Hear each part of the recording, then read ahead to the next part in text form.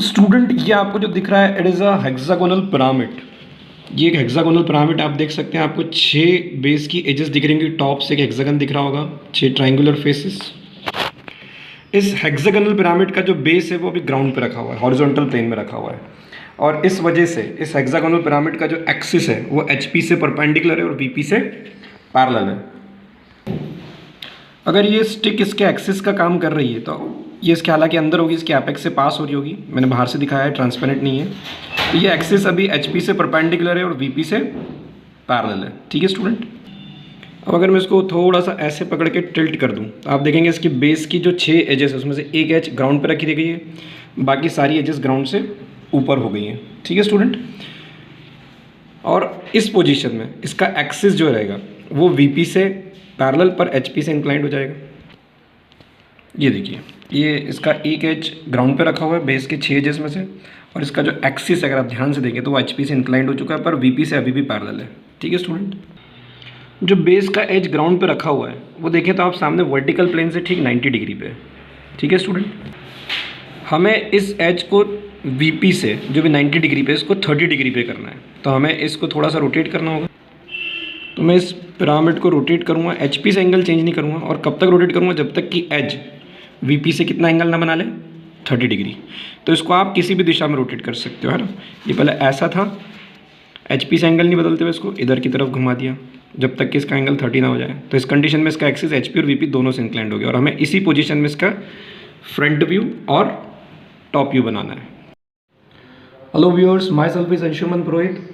Axis is inclined to both the planes में आपका स्वागत है।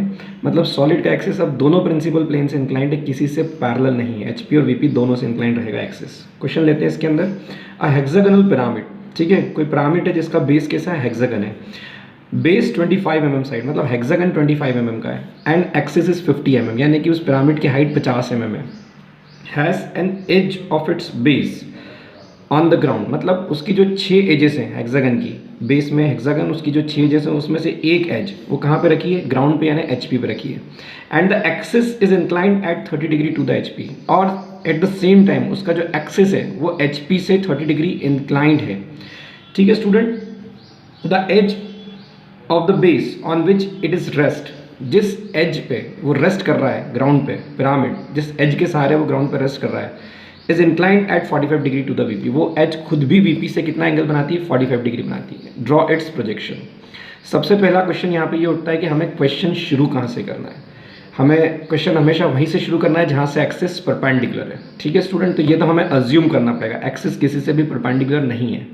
तो हम एक्सिस को किससे परपेंडिकुलर माने? एचपी से परपेंडिकुलर माने या वीपी से परपेंडिकुलर माने? तो मैं आपको एक टिप दे देता हूँ यहाँ पे कि अगर सॉलिड, कोई भी सॉलिड, रिपीट, कोई भी सॉलिड, उसका अगर कोई एज या कॉर्नर एचपी में रखा हुआ है या ग्राउंड में रखा हुआ है तो इनिशियली एक्सिस को ग्राउंड या एचपी से परपेंडिकुलर मान लीजिए। वाइस वर्सा भी हो सकता है। अगर सॉलिड का कोई एज या कॉर्नर वीपी में रखा हुआ है तो इनिशियली आप सॉलिड का एक्सिस वीपी से परपेंडिकुलर मान लें। तो करंट केस में एज वो ग्राउंड पे रखी हुई है, 6 एजेस है उसमें से एक एज ग्राउंड पे रखी है, तो इनिशियली एक्सिस को एचपी से परपेंडिकुलर मानते हैं। तो इस स्थिति में टॉप से एक हेक्सागन दिखेगा। तो शुरुआत हम टॉप व्यू से करेंगे। हेक्सागन बनाने के लिए अपने राउंडर पे रेडियस ले लें 25 mm। जितना बड़ा हेक्सागन बनाना है उतना राउंडर पे रेडियस, तो 25 mm। कहीं भी राउंडर रख के आप 25 mm का एक सर्कल बनाए बिल्कुल 3H पेंसिल से।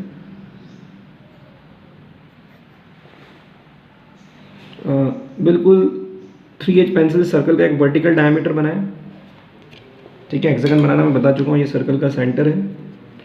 अब अपने राउंडर पे रेडियस सर्कल की रेडियस के बराबर रखना है। एक बार राउंडर डायमीटर के इस एंड पे रखना है, दूसरी बार राउंडर डायमीटर के इस एंड पे रखना है। इधर और इधर आर्क, यहाँ राउंडर रख के, यहाँ राउंडर रख के, इस तरफ और इस तरफ आर्क। देखने कैसे? तो मैंने यहाँ पे डायमीटर के एंड पे राउंडर रखा, एक आर्क मैंने इधर लगाया, दूसरा आर्क इस तरफ लगाया। फिर राउंडर हमने डायमीटर के दूसरे एंड पे रखा, एक आर्क हमने इधर लगाया, दूसरा इधर लगाया। अब इस आर्क को डायमीटर के इस एंड से जोड़ देंगे, फिर इन दोनों आर्क को आपस में ज्वाइन कर देंगे। इसी तरीके से इधर वाले आर्क को डायमीटर के इस एंड से ज्वाइन कर दें। ठीक, फिर ये इधर और ये इधर।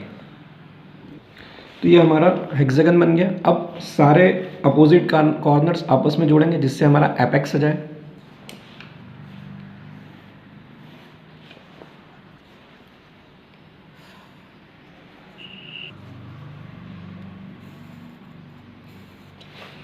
तो ये जो इंटरसेक्टिंग पॉइंट है हमारा एपेक्स।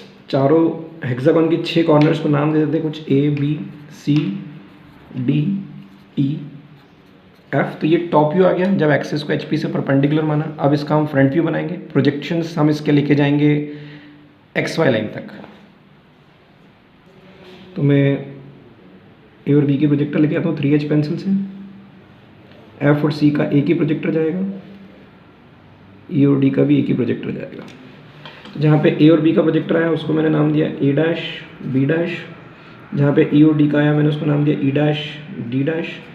O का प्रोजेक्टर, F का प्रोजेक्टर और C का प्रोजेक्टर एक ही जगह आ रहा है। फिलहाल मैं इसको F डैश C डैश, क्योंकि हेक्सागन का जो बेस है A B C D E F ये HP में रखा हुआ है, इसलिए इसका जो बेस है वो पूरा का पूरा फ्रंट व्यू में कहाँ दिखेगा, फ्रंट व्यू से कहाँ दिखेगा, XY पे दिखेगा।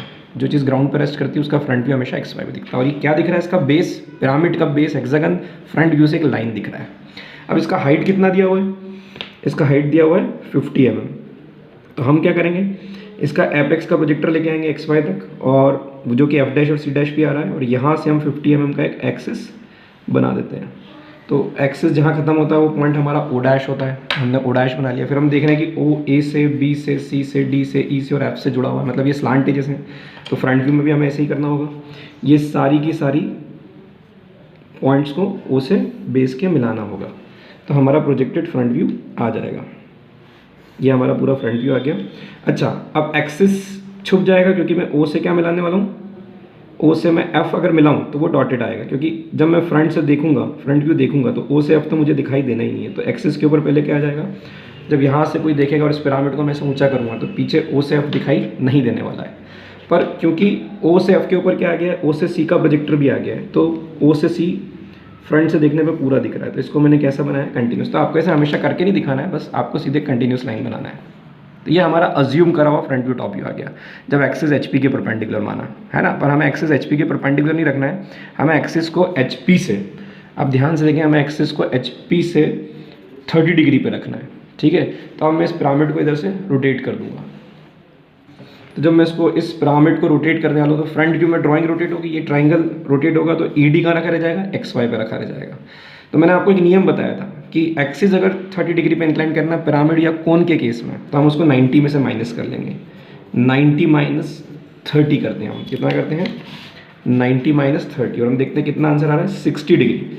तो मैं इस एक्सिस को 30 डिग्री पे इंक्लाइन ना करते हुए, मैं इसका जो ट्राइंगल का बेस है इसको 60 डिग्री पे इंक्लाइन कर देता हूँ।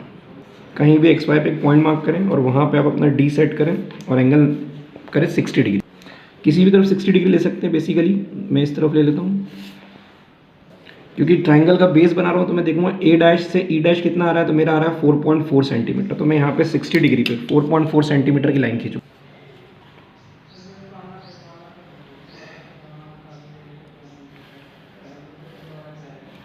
ठीक है, तो ये कौन सा पॉइंट रहेगा हमारा, ये पॉइंट हमारा रहेगा E डैश D डैश। ये ट्राइंगल ऐसे रोटेट करेगा तो E dash D dash ground पे रहेगा। ये कौन सा पॉइंट हो जाएगा हमारा, A डैश B डैश। ये एंगल मैंने 60 डिग्री रखा हुआ है। अब F डैश और C डैश लाना है। स्केल से भी मेजरमेंट ले सकते हैं। मैं राउंडर से ले रहा हूँ कि E से F डैश कितना दूर है, और यहाँ पे उतनी ही दूरी पे मैं अपना F डैश मार्क कर लेता हूँ। तो ये हमारा कौन सा पॉइंट आ गया, F डैश C डैश आ गया। अब एपेक्स बनाना रह गया, तो अपने राउंडर पे आप दूरी ले लें A डैश O डैश, ठीक है, या B डैश O डैश भी बोल सकते हैं।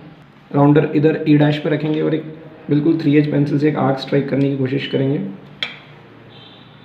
फिर अपने राउंडर पे आप रेडियस सेट करेंगे E डैश O डैश, और इधर E डैश पे आप राउंडर रख के पुराने वाले आर्क को इंटरसेक्ट करेंगे। जहाँ ये दोनों आर्क इंटरसेक्ट होगा ये आपका पॉइंट आ गया O डैश। O डैश को इधर ज्वाइन कर देते हैं। F डैश C डैश को भी O से ज्वाइन कर देंगे। ठीक है स्टूडेंट, तो बेसिकली मैंने OFC को 30 डिग्री पे रखा है ना। ये आप अगर जानना चाहते हैं कि मैंने ऐसा क्यों करा है, तो आप मेरे पुराने लेक्चर में जा सकते हैं, जहाँ पे मैंने कोन का लेक्चर लिया है। प्रॉब्लम नंबर 5 वाला जो लेक्चर है आप उसको उठा के देखें कि ऐसा मैंने क्यों किया है, तो आपको समझ में जाएगा। यहाँ पे नहीं बता रहा हूँ मैं। तो बेसिकली हमने हमारा एक्सिस 30 डिग्री पे इंक्लाइन कर दिया है। करा हमने बेस को 60 डिग्री पे ट्रायंगल किया, पर हमारा एक्सिस ऑटोमेटिकली 30 डिग्री पे। यहाँ से प्रोजेक्शन नीचे लेकर आते हैं, सभी पॉइंट के प्रोजेक्टर 3H पेंसिल से नीचे लेकर आएंगे हम।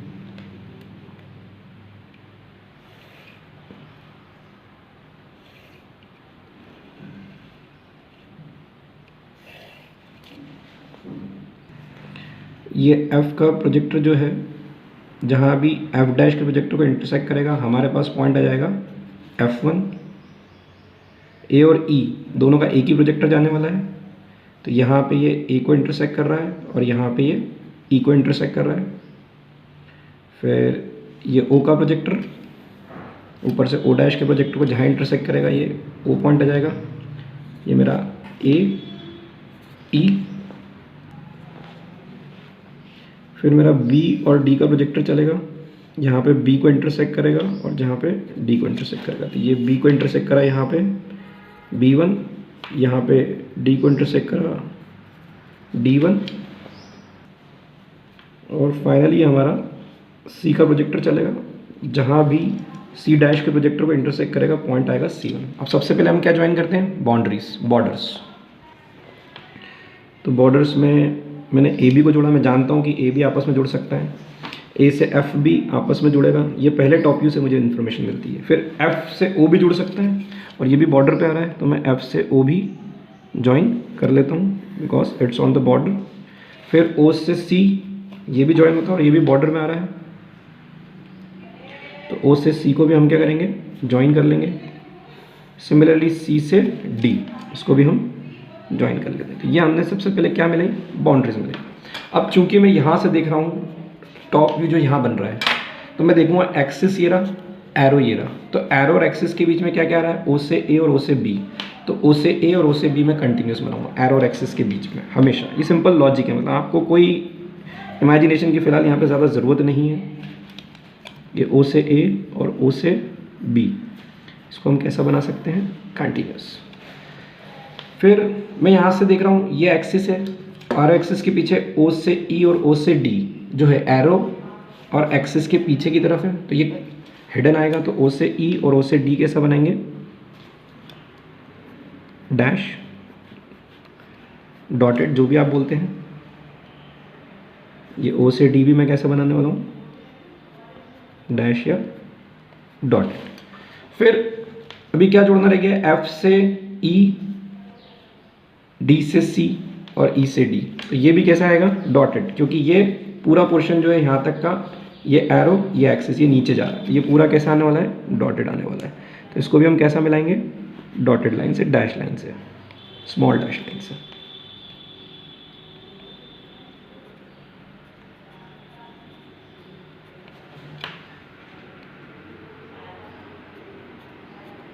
बहुत सीधी सी बात है कि ये ED पे रखा हुआ है, और अगर हम ऊपर से देखें तो ED कभी नहीं दिखेगा। अगर ऑब्जेक्ट जिस भी चीज़ के थ्रू रखा हुआ है वो चीज़ कभी भी टॉप से नहीं दिखेगी, ठीक है। तो ये हमारा टॉप व्यू आ गया जब एक्सिस 30 डिग्री पे इंक्लाइंड है और बेस का एज ED, देखो आप XY पे बना है, कोई चीज़ फ्रंट व्यू में XY पे, इसका मतलब है कि वो HP में रेस्ट कर रही है, और ED यहाँ पे पॉइंट दिख रहा है, पर यहाँ से आके पता लग रहा है वो एज है। तो इसका एक एज HP में रखा हुआ है, इसका एक्सिस 30 डिग्री इंक्लाइंड है, पर ये जो एज HP में रखा है ये ED, आप दोनों व्यू से चेक करें, ये 90 डिग्री पे, अभी ये 90 डिग्री पे हमारा VP से, और हमें इसको कितना एंगल पे रखना है, 30 डिग्री पे। तो हम इस फिगर को रीड्रॉ करते हैं हमेशा, इसी फिगर को। अब ये कौन सा व्यू आ गया, जब एक्सिस 30 डिग्री पे इंक्लाइंड है, तो एक्सिस 30 डिग्री इंक्लाइंड है, ये व्यू लॉक हो गया।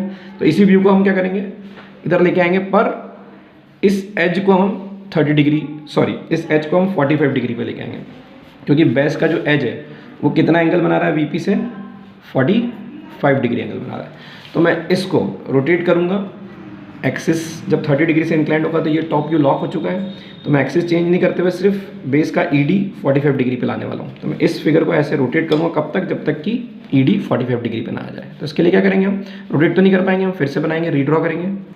तो हम हमारा DXY पे कहीं भी सेट करके 45 डिग्री का एंगल मार्क करेंगे और 45 डिग्री पे एक लाइन बनाएंगे। ठीक है स्टूडेंट, ये जो लाइन बनाएंगे हम काफ़ी लाइट बनाएंगे, कहीं से भी XY से आप 45 डिग्री पे एक लाइन खींच सकते हैं। अब हम चाहते क्या है कि इस लाइन के ऊपर इस पूरे फिगर को मैं ऐसे रोटेट करके लाऊं एंटी क्लॉकवाइज, आप चाहें तो क्लॉकवाइज भी ला सकते हैं, है ना। इस फिगर को ऐसे क्लॉकवाइज भी हिला सकते हैं। मैं इसको एंटी क्लॉकवाइज ऐसे लेके जाऊंगा, इसको ऐसे एंटी क्लॉकवाइज रोटेट करके ले जाऊँगा और ऐसे रोटेट करके आऊँगा कि ईडी इसके ऊपर आ जाए, है ना। ऐसा इमेजिनेशन के साथ मैं इस ड्राइंग को बनाना शुरू करता हूँ। तो अगर ईडी इसके ऊपर आने वाली तो कहीं भी रैंडमली आप अपनी सूझबूझ से इस पे कहीं एक पॉइंट आप कंसिडर करें। जब मैं इसको ऐसे घुमाऊंगा तो इस तरफ डी आएगा, तो मैंने कहीं भी एक पॉइंट के ले लिया, D1 ले लिया। फिर मैं यहाँ पे मेजरमेंट करता हूँ ई और डी के बीच का डिस्टेंस कितना है। तो मैंने देखा यहाँ पे मेरा ई से लेके D1 का डिस्टेंस 2.5 है, तो मैं यहाँ से 2.5 सेंटीमीटर आगे आकर इसी लाइन के ऊपर जो है अपना नया पॉइंट E1 बना लेता हूँ। तो ये देखिए मेरा कहीं ना कहीं E1 D1 45 डिग्री पे आ गया। जो एज ग्राउंड पर रेस्ट कर रही थी जो 90 डिग्री थी, अब वो कितना एंगल पे आ गई 45। अब इन दोनों पॉइंट्स की मदद से पूरा पिरामिड यहाँ पे बनाने वाले हैं। तो मान लीजिए ई और डी आ गया, मुझे लाना है सी पॉइंट, तो मैं अपने राउंडर पे रेडियस लूँगा डी से सी, ठीक है। अब मुझे ये समझ में आना चाहिए कि मैं इस पिरामिड को इधर घुमा रहा हूँ तो सी पॉइंट इस तरफ आएगा इस तरफ, ये आपको थोड़ा सा सोचना होगा। तो मैंने डी से सी नापा, अब मैं इधर D1 पे अपना राउंडर रखूँगा, रेडियस डी से सी है, एक आर्क स्ट्राइक करेंगे। यहाँ पे दूसरा पॉइंट क्या है ई, तो मैं ई से सी अपने राउंडर पे डिस्टेंस लेता हूँ। तो ई से सी अपने राउंडर पे डिस्टेंस ली और इधर ई पे राउंडर रखा और पुराना वाला आर्क इंटरसेक्ट करा। जहाँ इंटरसेक्ट होगा आपको कौन सा पॉइंट मिल गया, आपको पॉइंट मिला, you get your C1 year, ठीक है स्टूडेंट। अब इसी तरीके से मान लीजिए मुझे F लाना है, ठीक है। तो मैं इसको ऐसे रोटेट करूँगा तो F इस तरफ कहीं आने वाला है। तो D से F अपने राउंडर पे डिस्टेंस लेता हूँ मैं और इधर D1 पे राउंडर रखता हूँ मैं और एक आर्क लगाने की कोशिश करता हूँ। फिर E से F अपने राउंडर पे लेंगे, E से F अपने राउंडर पे डिस्टेंस लिया और इधर E पे रखते हुए जो पुराना वाला आर्क है हम उसको इंटरसेक्ट करेंगे।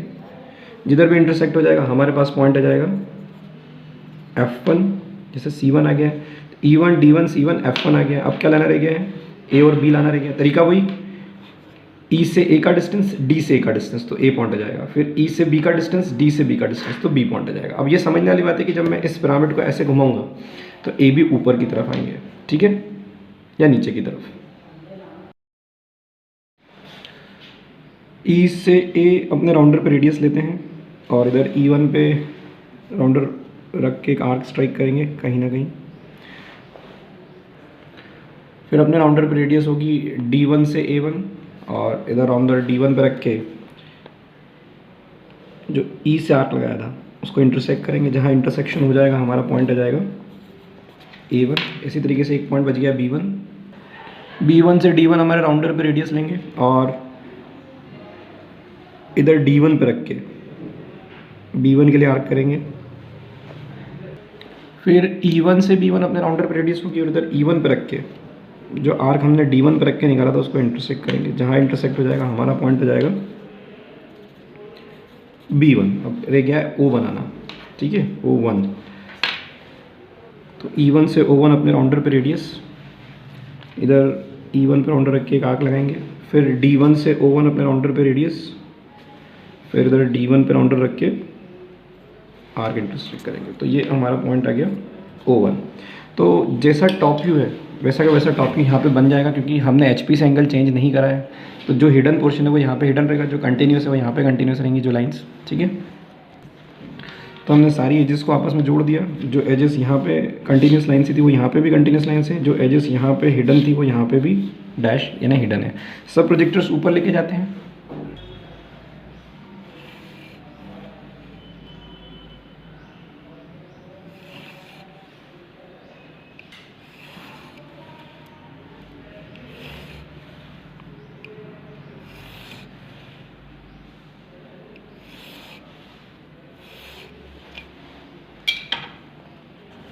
अब ये E डैश और इधर से ये E जहाँ भी होगा ये हमारा E1 डैश, फिर यहीं से D डैश XY पे ही, और इधर से ये हमारा D का प्रोजेक्टर D1 डैश। बाकी पॉइंट से प्रोजेक्टर इधर ले आते हैं।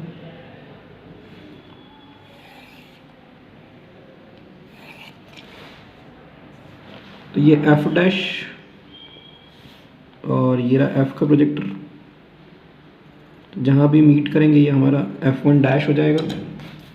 फिर यही C का प्रोजेक्टर है और ये कॉर्नर में सबसे लास्ट में मेरा C1 डैश। फिर ये मेरा A डैश का प्रोजेक्टर और ये मेरा यहाँ से आगे की तरफ जो जा रहा है, दिस इज़ माय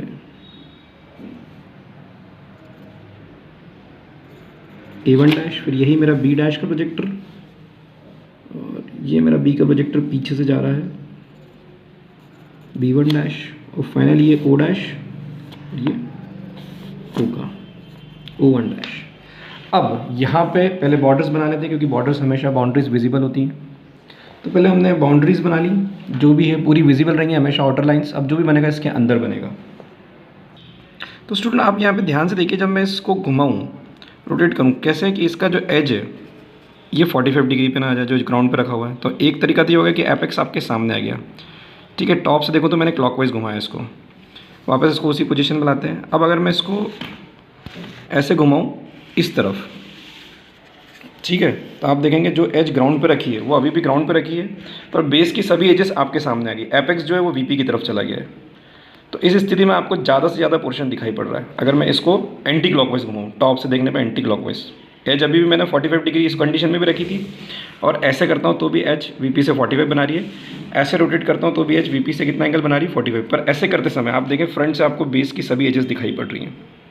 तो हम इसलिए कोशिश करेंगे हमेशा कि फिगर को इस तरीके से रोटेट करें कि ज़्यादा से ज़्यादा चीज़ें ऑब्जर्वर की तरफ आएँ। तो फ्रंट व्यू में बेस की सभी एजेस दिखेंगी।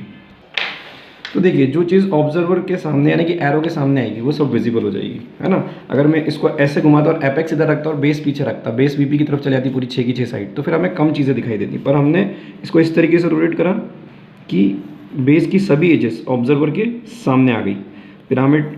तो हमें एक बहुत अच्छा आइडिया लग गया यहाँ से कि हमारा फिगर जो है वो उसमें बेस विजिबल है। तो रोटेट आपके हाथ में, आपको किस तरीके से रोटेट करना है। इंपॉर्टेंट ये है कि आप इस तरीके से रोटेट करें कि इधर जहाँ आप एरो बना रहे हैं, यहाँ पे हमेशा एरो बने फ्रंट व्यू देखने का, तो इस तरफ आपको जो भी बेस की साइड आ रही है वो आपको विजिबल रहेंगी। अब ये O से A, B से O, F से O, ये सब आपको क्या रहने वाली विजिबल, क्योंकि ये सब एरो के करीब ही हैं, ठीक है ना। एरो की तरफ है, करीब से मेरा मतलब ये एरो की तरफ है। बाकी चीज़ें बाउंड्री पे जा चुकी, तो उसमें हमें ज़्यादा सोचना नहीं, वो कंटिन्यूस लाइन बनेगी। अब बचा कौन सा, E से D, ये बीच बैक साइड में चला गया ये ट्रायंगुलर फेस, तो हम इसको कैसे बनाने वाले हैं, डैश लाइन से, ठीक है ना, क्योंकि ये बिल्कुल वीपी की तरफ चला गया, ये बनेगा डैश लाइन से। तो ये आपको हमेशा याद रखना है कि रोटेट फिगर को आप इधर भी रोटेट कर सकते हैं, पर आप जब रोटेट करें तो ये ध्यान रखें कि कौन सी चीज़ आपकी तरफ आ रही है, वो चीज़ हमेशा फ्रंट व्यू में विजिबल हो जाएगी। तो ये किसी हेक्सागोनल पिरामिड का फ्रंट व्यू, और ये टॉप व्यू कब, जब उसका बेस का एक एज एचपी में रखा हुआ है, उसका एक्सिस एचपी से 30 डिग्री एंगल बनाता है। जो बेस का एज एचपी में रखा है वो वीपी से कितना एंगल बना रहा है, 45 डिग्री। जो एज एचपी में रखा है वो वीपी से कितना एंगल बना रहा है, 45 डिग्री, जबकि उसका एक्सिस एचपी से कितना एंगल पे है, 30 डिग्री पे है। तो इस कंडीशन में इसका front view top view. Thank you.